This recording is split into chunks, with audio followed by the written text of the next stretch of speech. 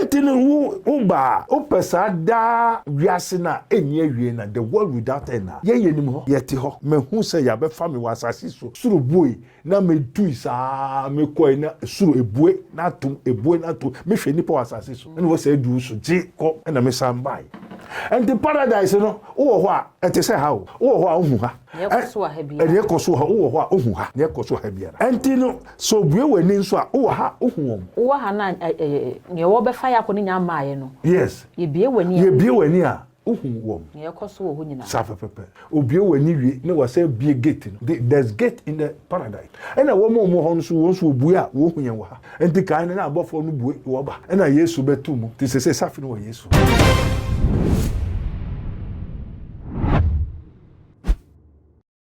Abusia Mystery TV ena we nigusu a wo hwe me ma wakwa abasa wagebre na wonya ebre na o ne me ade ahia wum ene se na ye bibia Mystery TV se ebre so sei na ye ba betena se a eye ensemu a ehinta ensemu a ye dwene ho ayente ase ensem bi a yape ho nsem bisa ache na yenya ho muaye no eno na se ebre so sei na Mystery ba ye betena se na ye ne papa ebobo sansem no ema won so wonya ho ntiase na ya na aboafo bi na so wonya ba masene amam de se adwumedi ebro enu tika me ho na yefa aseda ema Castoplanto Technology so wakwa Spiritual and Invisible Hospital ediaba kofa bai no ene to sofopani Prophet Dr. Abednego obutu ensawom orekum ne ha ofasunsun ha obi afra papa na woni ne de hu nkoma obetimi abonte number no egu screen no asefa na frɛ no se ne ha obi ano obetimi ajewu afrim ebusua ansa ne de nkoma no hyehyɛ so no me twa me ho aba nti twa me enko bebia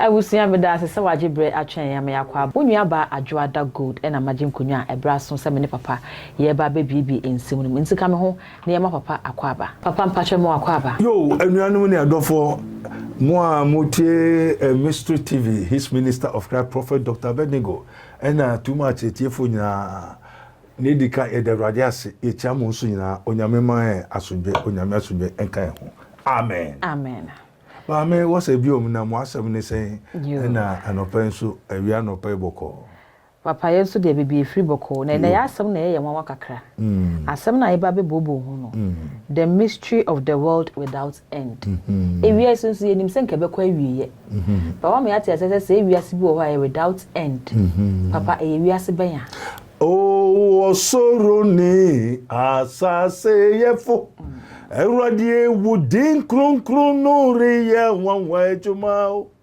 ya so wa hwe ma ye hunu se wusa ye yo erwadi wusa ye enti dena mi fanda onyankopon na se edena mi fanyi onyankopon na ye yeswe meri manufafa beye radiaye yeswe nama bonide seda kwenyame amen na erade medawase se odi ehinta onyansafo no adadi a kire yen kokwa se o ka se wiase bi wo ho a enya wi a obi anti ase anamebua the mysteries of the world without end ehintasema ewo wiase a eni awie enu na mabebo hu de wuro wode ama me se me kire mu na mu hu se ye wo wiase both visible and invisible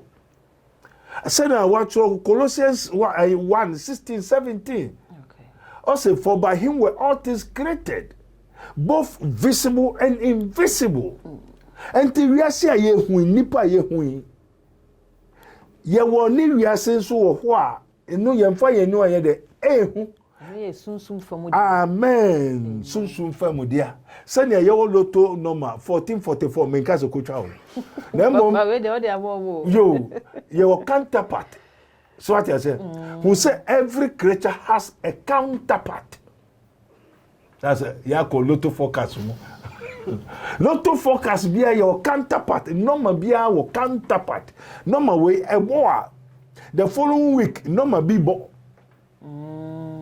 it is a 40-44 year can you board this week yo the following week the best 44-40 sapepepe enti ene ne nenam Into study since 1944. Ube study abon se na no way to anato we na to anto. Sa we ni nyame de ho me hu ni nyina but me ntwa. Papa. What you say? Enti sene yewo visible world no sa na yewo invisible world. Okay. Enti baby a wo se memme yi mu na yenko minimum nko na yeko se say minimum nko no say meboa mu no meboa enipa no wo asase so as a pilgrimage for this visible world. No be abefa ye akosa invisible world, that is the world without end. Into invisible hono and ye wiase a enya wi. Yo, a special place. Okay. Na some special place, you know. Yewo nia ohweso. Yewo esudifo. Sa na yewo wiase we visible world a yehu. Yewo nia ohweso, yewo nia odiso.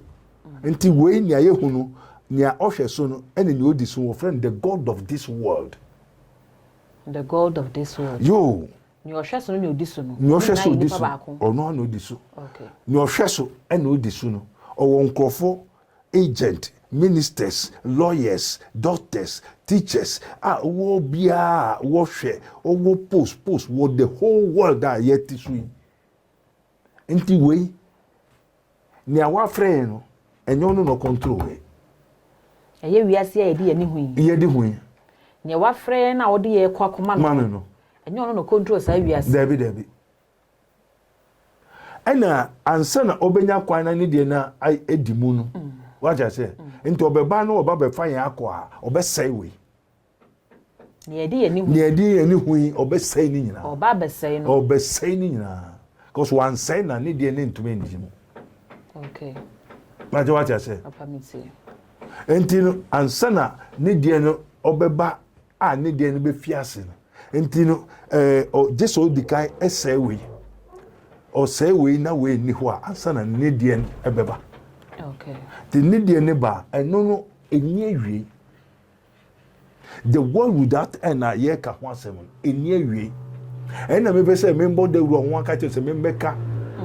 What I say? One say, Mura Unyankupon Bosson as I say, Bo Nipano, or Home and Quahuma, and Quahome, the Egunimu.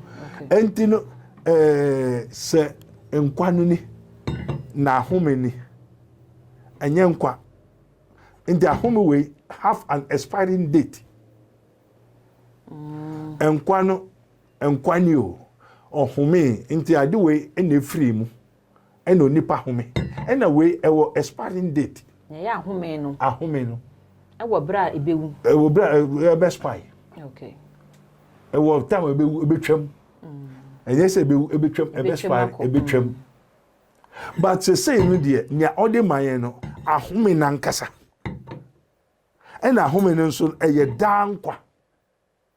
And this a home in Ancasa, when pon or damn and ultimate trust 1,000 years, 800 years, 950, 900, 60, 70, 80. Now, why a Japadia Kasiakes? A Sikafu among mighty millionaires who knew me. One moment you put a Sika millionaires, mighty millionaires, you know, and quite home a pen or now she Sika Omonia. If you make us a 30, 40, 50, 60, and so share a Japadian wire. Now, Benya are no ma homeno. Now, oh, Wuda, you will live forever in the world without end. So, what then up so young to me? A Honson win or demawa on yare. Ombre Sacrono. Sacrono Yari nim or brenim or brenim. Owo ni ho. Owo ni ho. Hwe ni ho. Enti kuro we na wo se membo ho dawro. Okay. That is the world without end. Papa, obi be ye den na sa kuro we wetimi dawro ya wo be bia na wate. Wate se si wiase bi wo ho a eni awieye. Eni esa de ameye den na sa wiase eni awieye na o hawo bre amane ni owo ni ho no. Manya ho akọ. Yo, eno na jese oba na ye kyerɛkyerɛ wo. Okay. If say ye nim kwan a ɛkɔ hɔ. Ena kwan ni so wo de ama me. Okay. But what you say? Papa. Say obi se odobekɔ Accra na nkasa kɔ bisa kwan a. Odo kwan fa. So obi so do kwa obi kwa kra ne fe no ohwehwe bisa kwan so no kra woni makra no ayirawo eno ni musulman alhaji muslim subdition bro kwase na nya meka bi aye bro kwase eno ni muslim ene som bebre a aba wo wiase onyankopon aba wiase mamu ata aba wiase abodi bia onyame abobia wonyina aba ye won adwuma ene obi aba fa ne yonko be fa ne obenya na akọ okay nti say ewiase we na ewo mu no yo enipa na ewo wiase e de ani hu yo obi ade ewo a obi e preso de ne de ebekọ mo ensuo de ewo epode ewo asase de ewo we de bia to bia person fa ne de enye den enko ni kurom ana agenkwa Yesu nso aba onu nso be pani de enti onu nso owi a edu so a obesei we na obi abekọ ni kurom enti yen baabi a ode enko no 1 omaye nkwa na nkasa 2 yenya dankwa enye ahome biom dankwa na dankwa na chi no yakọ wiase a eni awiei na wiase we ewa wiei ena wiase we eni mu nyama nyina yehun ebetwam but baby a was a member famu na menka che wiase na yenko na yebekọ no so a menimu kwan no na wa kire baby a yenko twen ti ye twen no ha bo baby na wa be fa ye akọ nti yen ye ya hoho nti no edu so a oba signal obema ye hu na wa be fa ye ade akọ asase wiase a eni ewie papa obefa ya bom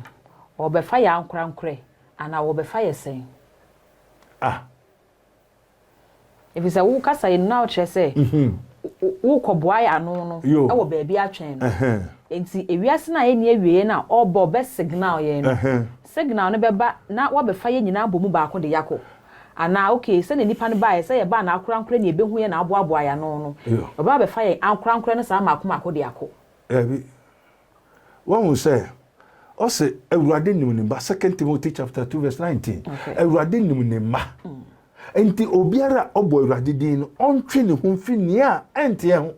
Enti se Ewurade so ye ba akopɛ. Also Yesu Kristo na wobo na su wobo na asendua wo eduane so no. Amohu no ono na Onyankopɔn aye no. Ewurade ene agenkwa. Enti se Ewurade nimba dia na Yesu nimba.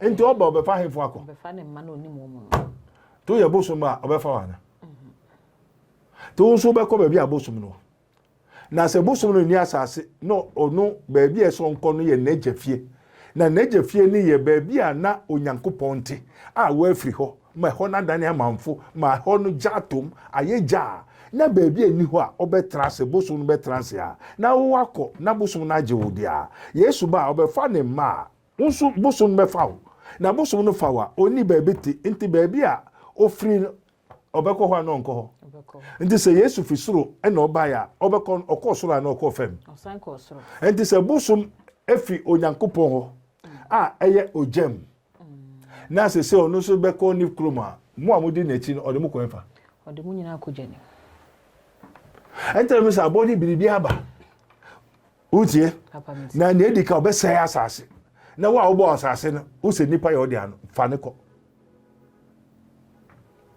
ento se munko wiase fa ne nyanko kasem asempa ne nkyere abodi biara na ne obegie di no mobo ne so eja na oba eno nkonkru di mu eja oba no nkonkru di Jesus Christ of Nazareth the Trinity is one entini wu ba opesa da wiase na enye wie na the world without end na ye yenim ho ye te ho me hu se ya be fa me wasase so suru boy na me tu sa me ko na suru ebue na tum me hwe nipa wasase so ene wo se du so je ko ena me sambai and the paradise no wo ho a ete se ha o okay wo ho a hu ha ye koso ha bia ye koso ha wo ho a hu ha ye koso ha biara antino so bue wani nso a wo ha hu won okay wo ha na ne wo be fa ya ko ne nya maaye no yes ye bie wani a uhu wom ne koso wo nyina safa pepe obie wani wie ne wase bie gate no there's gate in the paradise okay and a woman mo hon so won so obu a wo hunya wa ha enti kan na abofo no bu wo ba and a Yesu betu mu ti se safi no Yesu enti no Yesu no time watching no kokoku no say you are lucky. If my kingdom were of this kingdom, I could have asked my Father to send innumerable company of angels. Like you see, if one angel was able to destroy 185,000 soldiers of Assyrians, now all the above for pimping beba. Why never know? No say we no obesuma above for na dikayaba. Now there's going to be a nation of thieves. Mubesu, mube really. Na wa odi bo so machi be ye chi ma mo atachi dua nsu echi no so no na obo wa obo bese akọ enti se abonsam ni ne abofo nyina na wonu Onyankopon na ete na wo ye atua ena Onyankopon pam wo ena wankasa struggle no wodidi na ono tini baabi ono gusu dwen baabi ada acha obetra na eja no Onyankopon anyia na wa ye de oba akokora to oba akokora wa free enti o free mu no baabi ote no why am dia and if you don't know, the former house of God is the hell. And hell. If you don't know, I am telling you the truth. I don't prophesy. Because I say me can me who mate and me the one dance here. We don't we tell the truth. I say papa, hell no. Enya baby fufuro. Hell ni baby na nyame te da o free ho. That is the real house of God. That is a Debbie. Ne hell. Oh, okay. Na ye nyame fie. O nyame fie. Abusuya wa hu nenti e wo sa abribia wo gibre na ahwe Mystery TV. Ehinta muse ya hinta sem. Ne ehinta ne won te da no ahanko na wo bete no. Papa Amen. Amen. Waka hell ya. Everybody na eja no wa from ni fie. Okay. What you say? Na ni fie no. Esan se wo nyi ni nti no. Oba ketua na oba baako so. Eja oguso nyi nti chewo eja pade anim. Na ma me media. And oji ni die no so. Se me ba bi sa media. Oh okay. Oche mu 50-50. Pepe. And o ma ni die.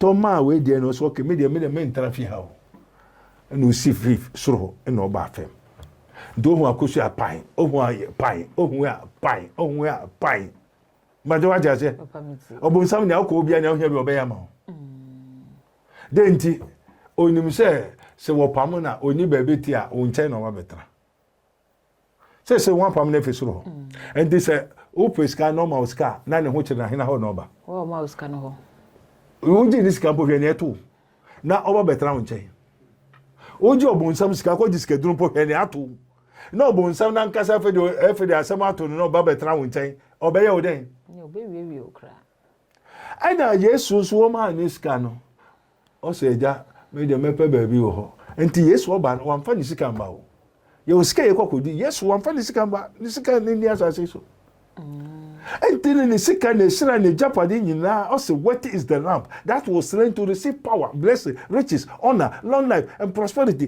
Enyama Yesu o person for my nyina bi eni ha o.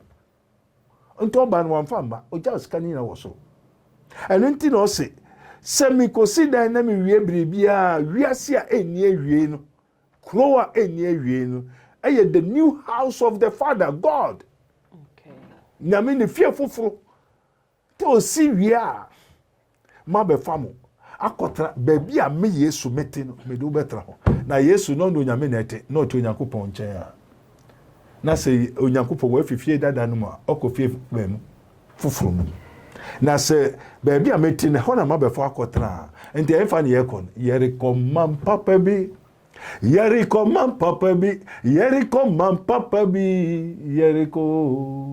Yeriko kakra and it is saying we are a pilgrimage ye ahoho a Yesu brene soa sɛnea wiase wɔ yɛ hu no saa ne yɛwɔ wiase foforɔ a owó ni hɔ ɔhaw ni hɔ a nea ɔdi so na ɔyɛ kuro no wura wiase ni wura no ɛno ne Yesu. Papa ne wo ken matete unnuanom asɔfo ni bi nso a wɔn sɛ tworo no wɔn sɛ Yesu sɛ tenabea pii wɔn agya fie sanka ɛnte saa ka meka sɛ mekɔ akɔsiesie baabi ana de sɛ baabi yɛ ni hɔ a yɛba bɛfa yɛakɔ tenabea no wɔ hɔ deda nti na wɔn kyerɛ sɛ tenabea no ɛno ano yɛ te bia yɛ wɔ mu yi nti sɛ heaven bi wɔ hɔ a heaven na mu na ɛwɔ yi nti na ehia ne sɛ yɛsi woyɛ wo nua papa na de sɛ heaven na mu na wɔwɔ no yɛ ntwɛn sɛ totrobentu bi bɛbɔ firi soro aba papa na yɛ hu sɛ bɛbi amen. Also, who has seen the mind of God that he should instruct him? Okay. And the nipa no kasan also nyame be ne friend. Na ne onyame aka no na wacho say what is written is written. No di onyame no be twitwi fam. Obo no humusu. So have me no ade no onyame be ka enti God is not a man who can lie. Onyame yo nipa o di atoro. Okay. O senti sa ma be me ka nkyere mo.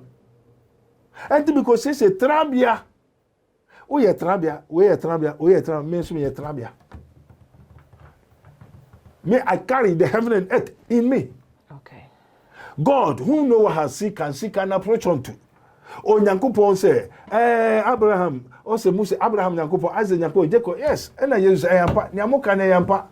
Na Abraham Nyankopon na muka, me papa major, my God, my father. And I say here, mukra muni, major no muni me bi otimimu. Uko jobe fo binu so uti uko nyame otimu ubehu wo hu benetu mu wo ka che obi so oyi no nukra Yesu o ka so nyame ba mo hu ne eto no na ko jina ba fo anim ko ka so nyame ba na ko ka so nyame ti mu o so fo bi no sorry e no nu sukuta obodon yes Jesus wa o yare hu bone wo so bra metu e na nkrofo no bai and also ya no say obi a oye bodan for yare for omra obetu and wo mobile pena spirit in say Jesus I know, Paul I know, who are you? Who nim kogaso ye sofo who conclude be for who say wo amega sin etum until the scripture is written for our example.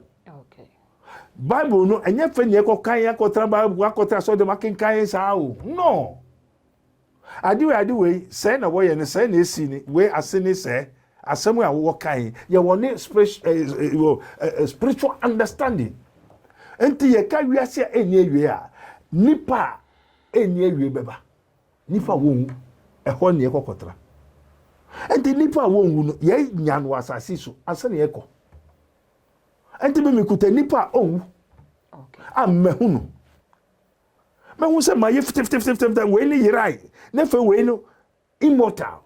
We are talking about immortality. 50 white as sunshine. And this nipa we ya me wono eho o se ye bese no se Yesu Kristo nyame ba no ba ye ne no bese say no transfigure ye fitan. This how me hu enti mi wobi and I make kachiro enti pe bia omba na mama obi. Okay. Na mama wa ko twen transit edu super shoo ye mfa aeroplane ko sia no wosoro ye ni jet the Boeing 777 and cassette yemu otishu we are going to the paradise, the world without end. Okay. Obi anto bombo obi ntu tukpe obi ntu aza etrole gba vodu mami wata kutukutu abeyisa bo samsem ebi emna one thing saade ni ntumi nko honam blood and flesh and blood cannot inherit the kingdom of God. Ni pedwe ntumi nko obeyira oja fitefite ba we beto atrano wo eja salamampo hwene yo no ja e de usa consuming we ntumi ntrawo ende ansana obenya sa atade na hye no teso ba na me ma watade ni bi hye enti wo se beye obusum oketro owansan okura wo yo befo a wo sa atade obefo bi a sa atade Be ye na adane atade hye no. And this o ma me be ye ni o kyere me a adane atade enti wonam no nyina wo ani ahu che we o kyere me. Ti be ye tenimu no no so ti be ye nti Jesus said, my Father, the Father is in me, and I am in my Father, and I and my Father are one. And to mame ekuta beya eyo kankaya. O mame yo kankai no kankai tinimu na o mame so ye de eti o kankai mu nti adane atade. Nti for Christ so o kraje nkwa sa white light no. Unya fa ye wade ye beya ma o. Unya fa e wo so pe. Unam no spiritually no na wo sha atade no. Na we don ho afisa o kankane na se. Kankane kwa adia onu hu kwa mpa obio. Okay. Onya hu so se satan kwa mpa wasam bio. Na amawa ye nampreko pe. And then be like, since you believe, have you received the Holy Ghost? Osofu no bo we so no bo so she hina. Katarebe na o she. O so wansan ya na o she preko. Wo san se ko di eduro. Wo jimi ankasa.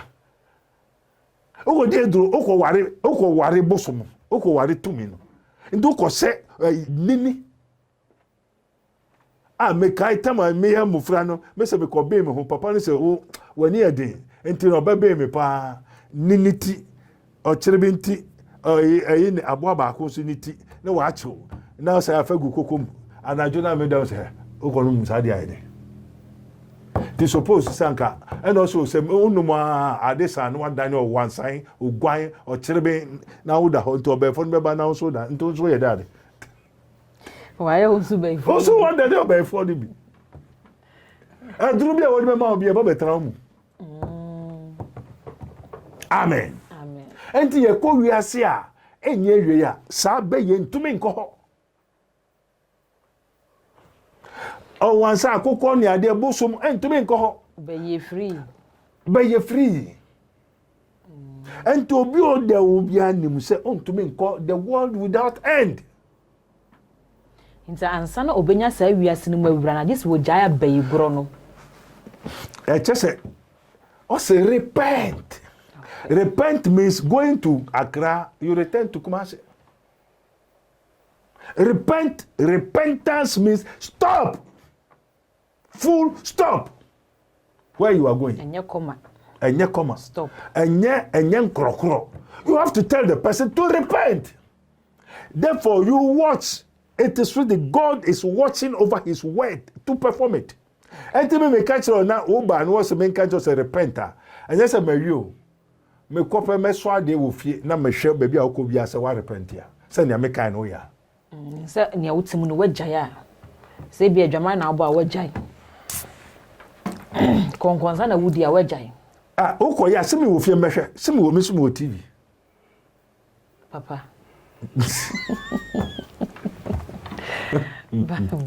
Papa okay kan sem se na okay na hwefo ne atifu ya na o ma ye confuse.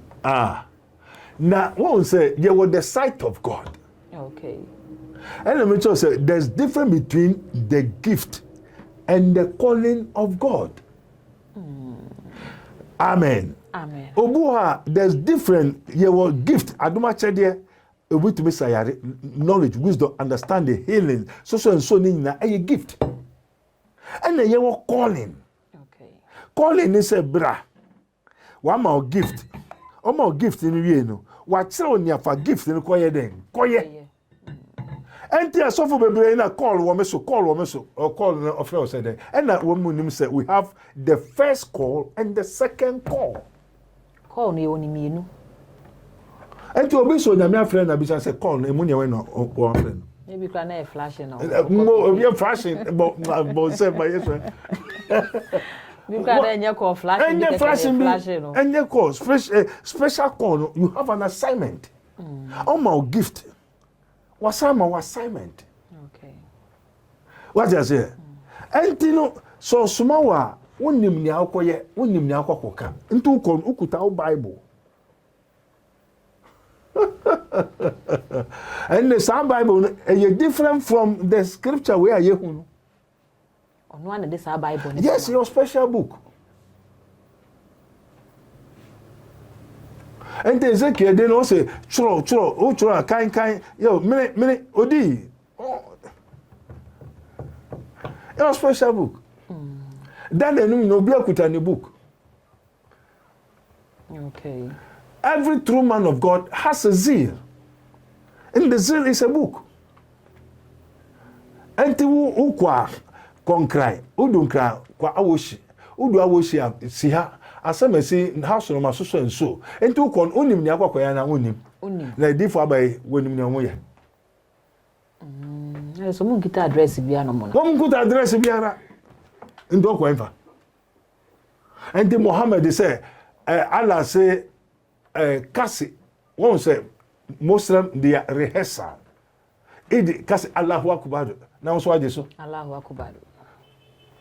Una o ka na obi na ka kire o. Obi na ka na mkan. Enti se hwe enwura o.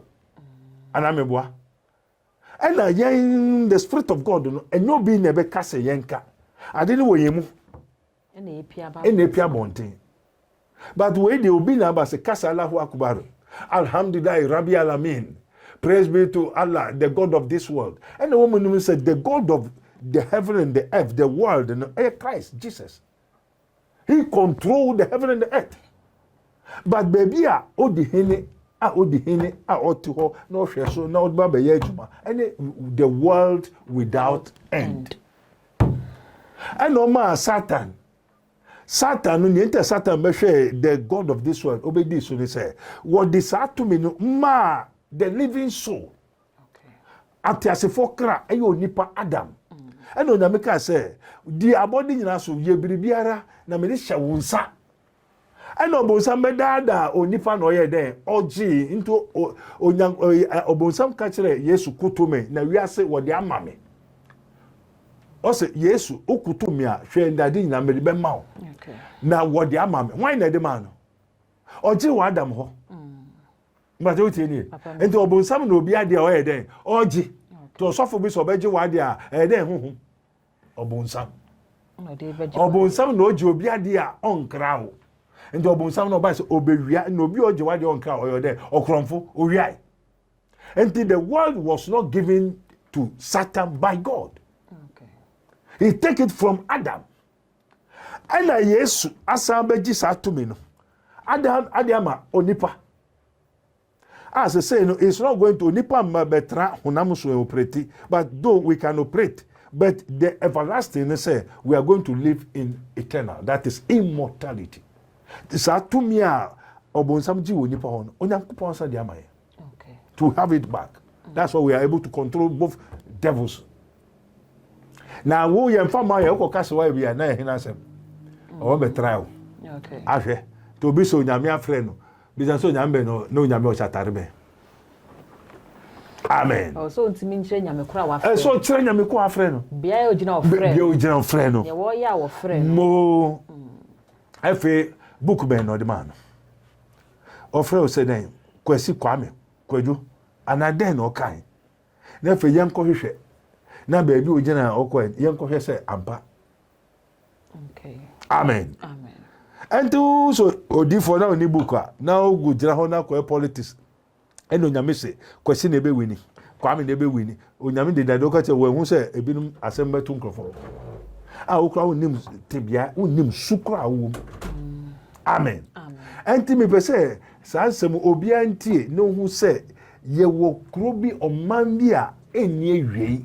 Wiase we ewawie na wiase a ereba ye ba beko a wo ma be fa ya akon enye wie na I tell them to say Allah no o ka che say won bisa say kwan ne we tio Allah ka che say edinara sitara ka say Allah kire yen kwan nia odifo no so say ka say Allah kire yen kwan e na odifo no ka Allah kire yen kwan and Allah na ka che also kase Allah kire yen kwan also ka Allah kire yen nti ka Allah kire kwan no di anim odifo no we hu kwan no di wu na wa odi na chi na wa odi na chi no nti wo kwan fa se odemoko jana also bi so do beko na also do beko a nia onu se odo beko no onu Nyankopon Allah ne se odifo kase Allah onyankopon kire yen kwan onyame na nkasa nkire se kwan ni o nti we hu kwan nti no odifo na nkasa ehu kwan no Allah ne so wankire no kwan no e na odifo na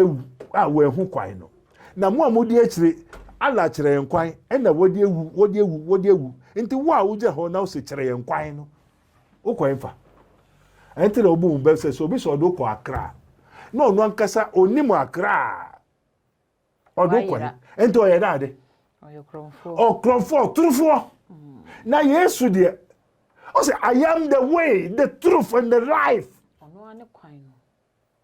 No man comes to the Father but by me. Obi nkwaja no just on me so. Na me so na mabe fa wa there. Akọ. Na I am the mediator. Me na me gina homa Onyankopon ni onipa. Entem. And then say na obe ko Onyankopon just ofa me so. Okay. Asoro na me be ba on so just on me so. Enti sa Allah ene Muhammad onyame no Yesu no na oye nukwafo na Yesu ade na ye nyina ye ndwen na fe de se ye dwen se ye rekọ baabi de ade na ye nka no kware enkere ye ho na ye mbo sa oman papa bi no dawro na osofo a oso okotutubu so ko sai we no ankasa be ka che say heaven bi ani ho all the Bible na je nkrofo sika di awie na who heaven now person connect no ane ha and the onyambe na asoma no enter me say amampani one bo dewuro obi also a prophet on mechere onyame ko friend ba bi ogina and the book kukuta amen amen papa na uso onyame ni ho a o say in the beginning asase ni mu and onyankopon bo so na asase mo kra mo nti ase asase na nkasa na onyame no ho ansa na asase ba to no ni asase. And because onyame ni wa na mo de akira mo bewu for nothing, you die for want of wisdom. So say no be no say just say ye nyina ye mbeso mo no ye mehu no de yakọ Yesu ho kasa be ni is blasphemy. Yesu say obi nko agya ne ho just on na meso. Amen.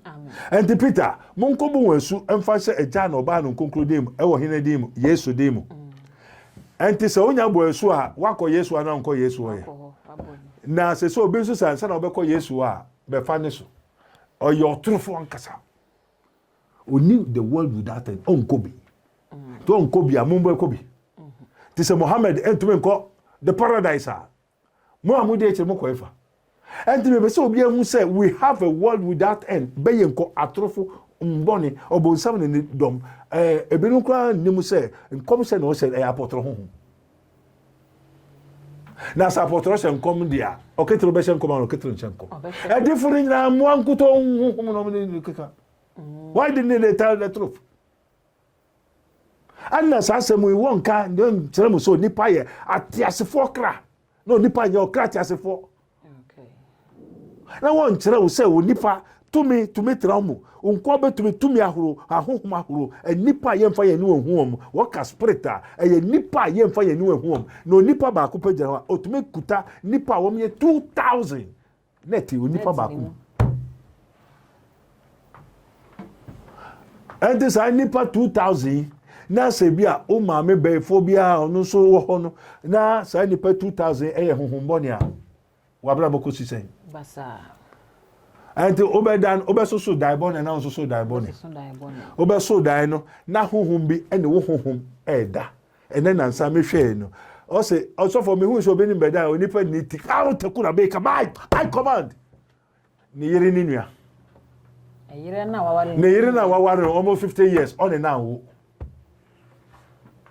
also that no say franda kasi na fum and so papa bra men trans ma wo nkumu be hwa de koda oda obi abatakiri mia na afo say ba ko de mehunu ba ko de mehu ni ti ehọ na ne yire ni nua o say wo ba no abusu no o ba ware me sister wa wo ho nto ho ni mfa so enti no me pese me yire me nua me sister onye yie na ye kese ni dua ye ho ne ye ba besa enti o ko ware enti so ko ware a bisa enti say no se o sister ni kunu anwo a wo na ne koda o sister aware 50 years na wa anwo obema na ne na wo na se wo na wo ne o sister kunu koda na we you take free now they are boy because say na onye there oh And so there's no secret under the sun. I dare me kuta na he mframa kura mechi no. Bibi antimi he. Ai.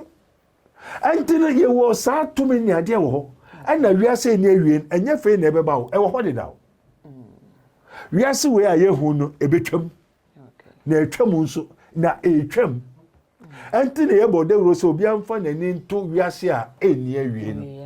Ehọ no owu ni ho obre ni ho awomewu ni ho meni kuro meni yiri o ena se ni se awari ejije ni nyina ayesa ni ama no yo papa ya das amen na ohwehwe obumo ebebio obi so obechero to aso amen abusia ebre no ekopa nti aha ene ma ye kwan eme adi dwumadi ni nyina esi em gidi se aye wode wohu se ewiase bi a eni awie ewo ho enu nti fiti ene adi kwe wobehu se ne obebo bra nafa ama se ne wobefa ya kwone ba wonso wanye yeraba watimi aka ho na wakobi dwumadi e yaboafo bi ne so masene e ma mede ebe somo eye Castle Planto Technology kofa bae no ene so hopeni Dr.